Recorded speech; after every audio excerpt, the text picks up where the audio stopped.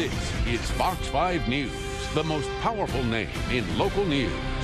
And back here on U.S. soil, the terror alert level hasn't changed except when it comes to airports and mass transit systems. That threat level remains raised at orange. Rick. And right now, Dari, airport security couldn't be more airtight. But could a terror attack still slip under the radar like it did in Glasgow?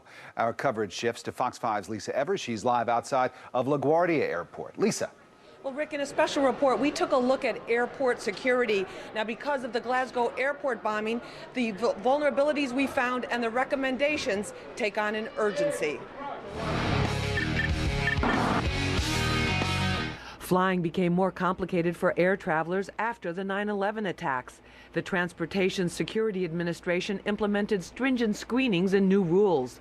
But Juval Aviv, who helped design security strategies for LL Airlines, says airports are leaving the door wide open for terrorists. You have to have patrols in the perimeter.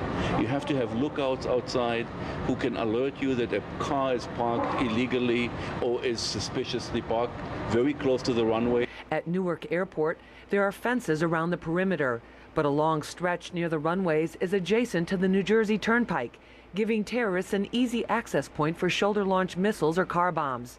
At Kennedy, fences are visible everywhere. You see them too at LaGuardia. But at a taxi stand, the yellow cabs park along a fence just a few feet away from planes visible on the other side.